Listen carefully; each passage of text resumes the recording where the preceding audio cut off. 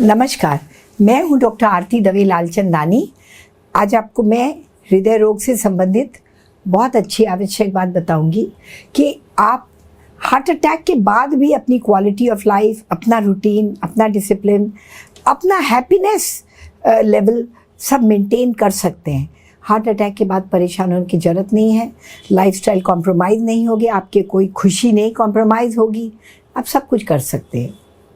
अगर आपको heart attack हुआ है, उसके बाद आपको डॉक्टर बताते हैं कि आपके ब्लॉकेजेस हैं, गंभीर स्थिति है, तो आपको ब्लॉकेज खोलने के लिए इमीडिएट ट्रीटमेंट देते हैं, दवा से भी देते हैं, थ्रोम्बोलाइज करते हैं, और या फिर आपका प्राइमरी एंजियोप्लास्टी करते हैं, एंजियोग्राफी करके तुरंत ब्लॉक खोल देते हैं। नहीं भी आप खुलवा पाए, इमीडिएट नहीं आपको हेल्प मिली, आपके कोरोनरी आर्टरी ब्लॉकेज पुराने हो गए, आपको एंजाइना होता है, क्रॉनिक स्टेबल एंजाइना होता है, सीने में दर्द होता है, जब भी आप कुछ करते हैं तो आपको परेशानी होती है, भारीपन रहता है सीने में, फिर आप डॉक्टर के पास जाते हैं, ईसीजी में चेंजेस आ सकते हैं, या इको में आपका हार्ट का कॉन्ट्रैक्शन पावर कम हो सकता है, मतलब इजेक्शन फ्रैक्शन कम हो सकता है, पंप फेलियर हो सकता है, और या फिर आपको डॉक्टर सीटी से स्कैन द्वारा कोरोनरी एंजियोग्राफी या कैथेटर द्वारा कोरोनरी एंजियोग्राफी करके बताते हैं आपके बहुत सारे ब्लॉक्स हैं, ब्लॉक्स को खोलना मुश्किल है, एक एक करके स्टेंट पड़ना है, या 2-3 स्टेंट से ज़्यादा नहीं पड़ सकता, या आपको बाईपास कराना है, आप नहीं चाहते हैं, बहुत उलझन में हैं,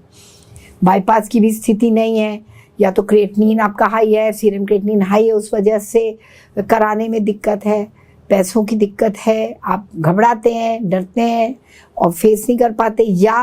आपको डेट बहुत आगे की मिलती है, ये सब कंडीशंस हो सकता है, कराना ही नहीं चाहते आप, तो आपके लिए और भी ऑल्टरनेटिव्स हैं। स्ट्रॉन्ग क्लॉट डिजॉल्विंग दवा आईवी लगा के, इवन क्रॉनिक कंडीशंस में GP2B3A इनहिबिटर नाम से दवा आती है, वो क्लॉट अगर हाई डोज में दिया जाए, हाई रेट ऑफ इन्फ्यूजन दिया जाए, सेफ्टी डोज पे यूज़ किया जाए, safely under monitoring, under critical care condition use किया जाए प्रॉपरली, तो बहुत सारे केस हैं जिनमें एंजियोप्लास्टी, स्टेंट, बाईपास नहीं हुआ है किसी भी वजह से, वो ऐसे भी ब्लॉक खुलवा सकते हैं पेनलेस तरीके से, आईवी इन्फ्यूजन से, रिस्क फैक्टर मैनेजमेंट से, लाइफस्टाइल काउंसलिंग, योगा, ये सारे मिला के, और कुछ ड्रग्स जो आगे क्लॉट्स और ब्लॉक्स प्रिवेंट करें, आगे ना जमने दें, तो बहुत सारे तरीके हैं, निराश न हो। और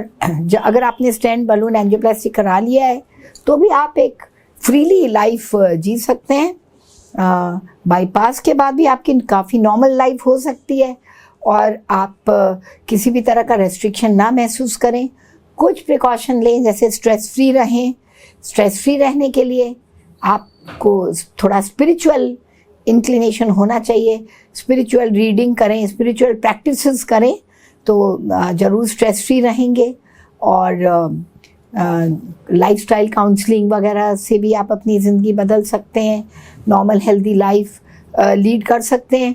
फिज़िकल स्ट्रेस बिल्कुल अवॉइड करें, थकान ना हो उतना ही काम करें, थकान ना हो बीच बीच में रेस्ट करें।